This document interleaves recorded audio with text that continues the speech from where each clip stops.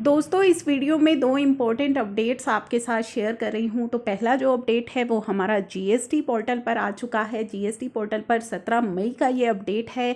ये अपडेट कहता है कि रूल 60 सब रूल 7 जो है ना, काफ़ी इंपॉर्टेंट ये अपडेट है। इसको लेकर के काफ़ी ज़्यादा कन्फ्यूजन भी चल रही है। तो बात करता है कि रूल 60 सब रूल 7 जो है हमारा सीजीएसटी रूल्स का, वो बात करता है generation of photo drafted statement, यानी कि फोटो ड्राफ्टेड स्टेटमेंट जनरेट होने की, जिसमें क्या होता है containing the details of ITC. उसमें आईटीसी की डिटेल्स होती है और ये जो ऑटो ड्राफ्टेड स्टेटमेंट है ये जनरेट होती है in form 2B for the counter party recipient, यानी कि हमारे रिसिपिएंट के लिए ये जनरेट होती है। अब रूल 60 सब रूल 8 बात करता है कि ये जो फॉर्म 2B है ना, it shall be made available to the recipient. Recipient को कब अवेलेबल होता है? आफ्टर द ड्यू डेट, यानी कि जो हमारी GSTR 1 और IFF की ड्यू डेट है उसके बाद ये हमारे रिसिपिएंट को अवेलेबल हो जाता है, एक सप्लायर के रिसिपिएंट को अवेलेबल हो जाता है। अब नोटिफिकेशन आई है जीएसटी के अंदर, नोटिफिकेशन नंबर 12 और नोटिफिकेशन नंबर 13, जो कि दोनों ही नोटिफिकेशन 1 मई को आई हैं। इसमें एक्सटेंड की गई है हमारी GSTR 1 और IFF की फाइलिंग की डेट्स। GSTR 1 की डेट अप्रैल महीने की 26 मई तक कर दी गई है और IFF की जो डेट है वो 28 मई तक कर दी गई है। IFF फैसिलिटी टोटली आपके लिए ऑप्शनल है, जो मैं अपनी प्रीवियस वीडियो में भी आपको बता चुकी हूँ कि अगर आप इस फैसिलिटी को अवेल करना चाहते हैं तो आप कर सकते हैं, अदरवाइज आप इसे छोड़ भी सकते हैं, टोटली ऑप्शनल है। जो IFF की फैसिलिटी है वो क्वार्टरली फाइलर्स को दी गई है, जिन्होंने क्वार्टरली स्कीम ऑप्ट की हुई है, क्वार्टरली फाइलिंग कर रहे हैं, क्वार्टरली अपनी GSTR 1 फाइल कर रहे हैं। तो फर्स्ट 2 मंथ वो IFF फैसिलिटी को यूज़ करके अपना ITC आगे पास ऑन कर सकते हैं। तो ये तो है IFF फैसिलिटी, दोनों की जो डेट्स हैं वो एक्सटेंड कर दी गई है अप्रैल महीने के लिए। कंसिक्वेंटली 2B जो है अप्रैल महीने की will be generated after the due date on 29 May 2021। तो हमारी 2B कब जनरेट होगी? जब आपकी GSTR 1 और IFF फाइल हो जाएगी एज अ सप्लायर, तो आपके रिसिपिएंट के लिए 2B जनरेट हो जाएगी, जैसा कि हमारे रूल्स में कहा गया है कि ड्यू डेट के बाद 2B जनरेट होगी, GSTR 1 और IFF की ड्यू डेट के बाद। तो हमारी जो 2B है वो 29 मई को जनरेट होगी। Taxpayer willing to form 3B, जो टैक्सपेयर अपनी 3B फाइल करना चाहते हैं अप्रैल महीने की बिफोर 2B जनरेशन, यानी कि 2B जनरेशन से पहले अगर आप फाइल करना चाहते हैं, मे डू सो, आप कर सकते हैं। उन सेल्फ असेसमेंट बेसिस पर आप अपना ITC जो है वो क्लेम कर सकते हैं, क्योंकि अप्रैल महीने में आपको राहत दे दी गई है। रूल 36 सब रूल 4 आपको फॉलो नहीं करना है।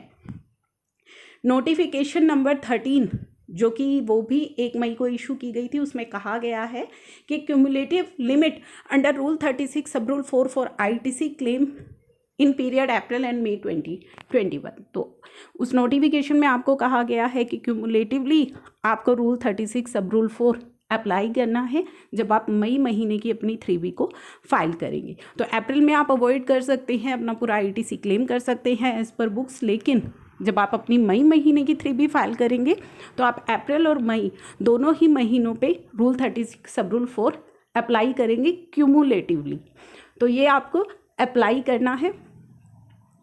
तो ये चीज़ें जो है वो मैं ऑलरेडी पहले भी आपको क्लियर कर चुकी हूँ, लेकिन आज पोर्टल ने भी क्लियर कर दी है कि आप सेल्फ असेसमेंट बेसिस पर 3B फाइल कर सकते हैं, क्योंकि काफ़ी ज़्यादा जो क्वेरीज़ हैं वो जा रही हैं GSTN के पास कि अगर 29 को आप 2B जनरेट कर रहे हैं तो 3B की फाइलिंग उससे पहले आप कैसे रख सकते हैं।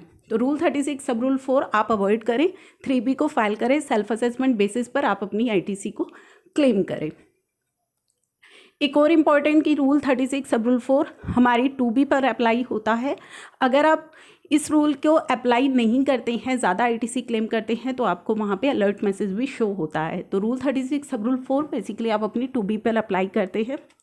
चलिए अब हम बात कर रहे थे UDIN एमनेस्टी स्कीम जो एक्सटेंड की गई है। The institute, in view of issues and concern received from the members due to the problem with IT exchange server and COVID-19 pandemic causing difficulty to the member in generating UDIN, generate करने में जो difficulties हो रही थी, उन सभी को सुनने के बाद, उन सभी कंसर्न्स को सुनने के बाद जो है has introduce ICSI UDIN amnesty scheme जो है इंट्रोड्यूस की गई है to provide opportunity to member for rectification of defaults, जो भी उनके यूडीआईएन से रिलेटेड जो डिफ़ॉल्ट्स रहे हैं वो रेक्टिफाई कर सकते हैं। ये एमनेस्टी स्कीम इफेक्टिव रहेगी अप्रैल 20 से 15 मई 2021।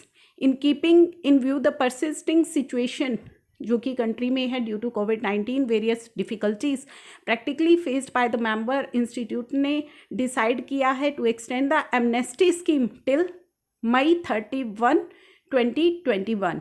So all the active UDIN generated from the effective date of these guidelines, that is जो कि 1 अक्टूबर 2019 से and to be generated up to the validity of scheme जो कि मई 31 shall be eligible for the purpose of this scheme. तो ये amnesty scheme basically लेकर आई हैं UDIN amnesty scheme.